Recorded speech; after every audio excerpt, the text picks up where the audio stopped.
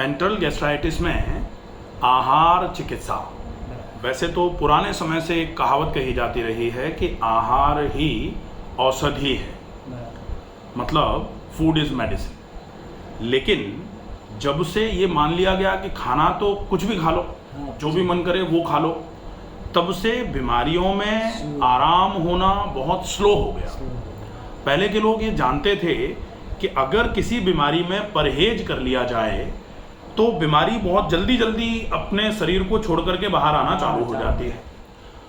ये भी कहा जाता है कि रोग में लिया गया आहार रोगी का नहीं अपितु रोग का पोषण करता है। अब ये क्या है? रोगी का मतलब, रोगी मतलब आप, रोग मतलब आपके शरीर में एंटरल गैस्ट्राइटिस। तो आप जो भोजन कर रहे हो अच्छा अच्छा खाओगे बीमारी के समय में, तो रोग के समय में, बीमारी के समय में आपका पोषण नहीं होगा, बीमारी का पोषण होगा। उसका अगर बीमारी का पोषण होगा तो पुष्टि किसकी होगी? बीमारी की होगी। तो बीमारी ताकतवर हो जाएगी, और अगर बीमारी ताकतवर हो जाएगी तो बीमारी आपको ध्वस्त कर देगी, खराब कर देगी। इसलिए बहुत ज़रूरी है कि बीमारी के समय में ऐसा भोजन लिया जाए जो बहुत जल्दी पच जाए। अच्छा, इसको ये पुरानी कहावत है तो लोग ये भी कह सकते हैं कि ये क्या ज्ञान है फालतू का, कि बीमारी को भोजन कैसे लगेगा, खा तो आपका शरीर ही रहा है। तो बीमारी को कब लगता है? जब आपके शरीर में कमजोरी है, आपका पाचन तंत्र कमजोर है, ऐसे समय में आपने भारी खाना खा लिया। माना कि आपने अखरोट और बादाम खा लिया, तो अखरोट और बादाम तो पचने में भारी है। अब ये पचेंगे नहीं तो ये अपच कर देंगे, और अगर अपच हो जाएगी तो कहा जाता है constipation is mother of all diseases. तो बीमारी के लिए कारण बनेगा और बीमारी की पुष्टि होना चालू हो जाएगी। तो इसलिए बीमारी के समय में ऐसा भोजन लिया जाए जो बहुत जल्दी पचता है, बहुत इजी डाइजेस्टिव, जिसको कमजोर शरीर भी आराम से पचा ले। अब वो क्या है, सवेरे से लेकर शाम तक आपको क्या क्या लेना है उसको अपन फॉलोअप पर रखेंगे। सबसे पहले सवेरे सवेरे व्यायाम के पहले, जैसे यहाँ सवेरे जागोगे, जागते ही आप पानी पियोगे, पानी पीने के बाद थोड़ी देर रुकोगे, फिर मोशन जाओगे, फिर मोशन जाने के बाद हाथ मुंह धो के मंजन कर लोगे। उसके बाद यहाँ प्रेयर होती है, प्रार्थना का नियम है, तो वो प्रार्थना 5 से 5:30 होती है। 5:30 बजे आपकी शुद्धि क्रियाएं होंगी।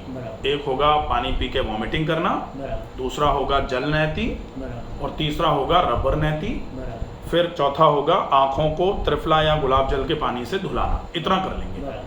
इतना करने के बाद आप आंवला और मिश्री लोगे, ठीक है, व्यायाम के पहले। ठीक, तो आंवला और मिश्री ले लिया। आंवले और मिश्री में आप जैसे 1 चम्मच आंवला और इसमें लगभग 1.5 चम्मच या 2 चम्मच मिश्री, ठीक है, तो 3 चम्मच हो गया।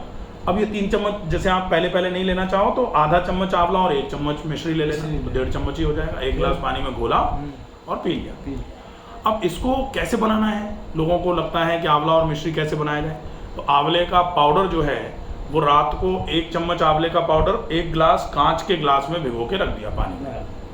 सवेरे सवेरे उस पानी को अच्छे से चलाया, पानी को छान लिया, उसमें फिर मिश्री का पाउडर बना के रखा हुआ है, 1.5 से 2 चम्मच मिश्री मिलाई, चलाया, बढ़िया सा मीठा शरबत बन जाएगा आंवला मिश्री का, वो पी लिया। इसके कई फायदे हैं। आंवला एंटी इन्फ्लेमेटरी होता है, आंवले में एंटीऑक्सीडेशन के बहुत अच्छे गुण होते हैं। आंवला ऑक्सीडेटिव स्ट्रेस को कम करने का काम करता है। मिश्री कूलिंग है नेचर में, ठंडक पहुंचाएगी। मिश्री में एनर्जी होती है तो मिश्री ऊर्जा देने का काम करेगी, ठीक है। और आंवला माइल्ड लैक्सेटिव होता है तो पेट को साफ करा देगा। ये हो गया, ठीक है। ये लेने के बाद फिर आप व्यायाम में आ जाएंगे। अब व्यायाम में आप योगा कर सकते हैं या फिर वो टहलने का रूटीन टहल लिए। टहलने के बाद फिर आप जैसे ही व्यायाम करके फ्री हो, टहलने के बाद थोड़ा प्राणायाम कर लिया, और प्राणायाम करने के बाद जैसे ही फ्री हुए, अब आपको लेना है सौंफ का पानी, ठीक है। तो सौंफ का पानी लिया, सौंफ और मिश्री रहेगी इसमें भी। इसके बाद फिर आप ट्रीटमेंट में चले जाओगे, ठीक है। ट्रीटमेंट में गए, ट्रीटमेंट के बाद फिर जैसे ही आप 8 बजे ट्रीटमेंट में जाते हो, 9:30 बजे के आसपास आपका एनिमा तक का ट्रीटमेंट हो जाएगा। उसके बाद आपको नाश्ता लेना है। तो नाश्ते में हम यहाँ आपको वेजिटेबल खिचड़ी देंगे, ठीक है। और इस वेजिटेबल खिचड़ी के साथ में 100 ml छाछ दी जाएगी, वो लेनी है, ठीक है। इसके बाद दोपहर का जो भोजन होगा, इस भोजन में आपको वेजिटेबल खिचड़ी ही लेनी है और थोड़ा सा दही लेंगे, ठीक है। 2:30 बजे आपको तरबूज देंगे 300-350 ग्राम, इसमें थोड़ा सा काला नमक मिला लेंगे। फिर शाम के खाने में आज हम आपको रोटी दे रहे हैं 2, सब्जी और थोड़ा सा पपीता दे रहे हैं, ताकि एक बार के लिए पेट साफ हो जाए। कल से हम इस शाम के खाने में भी खिचड़ी कर देंगे। और रात को सोने के पहले सौंफ और मिश्री का पानी देंगे, ठीक है। ये हो जाएगा डाइट का। अब इस डाइट में ये ध्यान रखना है कि इसको बहुत चबा के खाना है। अब लोग कहते हैं कि आपने खिचड़ी तो लिखी है, खिचड़ी को कैसे चबा के खाया जाए? क्योंकि डाइट में केवल ये नहीं है कि आपको क्या खाना है, आपने एक चार्ट बना लिया, नहीं। व्हाट टू ईट नहीं है, व्हाट टू ईट के साथ व्हेन टू ईट भी है, कब खाना है। तो कब के लिए तो यहाँ टाइम है, उसी टाइम पे मिलेगा, उसके ना तो पहले मिलेगा आपको ना बाद में मिलेगा, तो व्हेन टू ईट हो गया। अब हाउ मच टू ईट, तो यहाँ हाउ मच टू ईट मतलब कितना खाए में भी नहीं, हमने क्वांटिटी लिख दी आपको, तो उतना ही देंगे, ना तो कम देंगे ना ज़्यादा देंगे, ठीक है। तो हाउ मच टू ईट भी पूरा हो गया।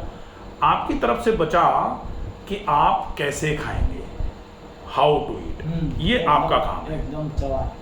तो ये आप जैसे यहाँ पेट के और भी जो लोग हैं वो रुके हुए हैं, तो एक टेबल पे बैठते हैं, आप बिना एक दूसरे से बातचीत किए एक ग्रास को कम से कम 60 बार चबा के खाएंगे, ठीक है। और जो चीज़ें आपकी दी गई हैं वो पूरा आप अच्छे तरीके से खाने पे फोकस करके, कोई मोबाइल नहीं ले जाएंगे वहाँ, नहीं तो किसी का फ़ोन आ रहा है, बात करते हुए खा रहे हैं, वो नहीं होगा, ठीक है। खाने के तुरंत पहले पानी नहीं पीना है। खाते समय हम आपको यहाँ पानी अलाउ करते ही नहीं हैं, आपको देंगे ही नहीं पानी। पूरे डाइट सेक्शन में पानी की कोई व्यवस्था नहीं है। छाछ आपको दी जाएगी, तो आप खाने के बीच बीच में घूट घूट करके छाछ पी सकते हैं। अच्छा, खाने के तुरंत बाद भी पानी का उपयोग नहीं करेंगे। कहा जाता है भोजनांते विषमवारी, भोजन के अंत में पानी पीना विष का काम करता है, ठीक है। शाम का भोजन यहाँ आपको 7 बजे के पहले पहले करके फ्री हो जाना है, क्योंकि 7:30 बजे से यहाँ हम शाम को प्रेयर, मेडिटेशन और लेक्चर का प्रोग्राम रखते हैं। तो 7 बजे तक आप फ्री हो जाओ, 7 से 7:30 टहलोगे और फिर 7:30 पे लेक्चर में आ जाओ, ठीक है।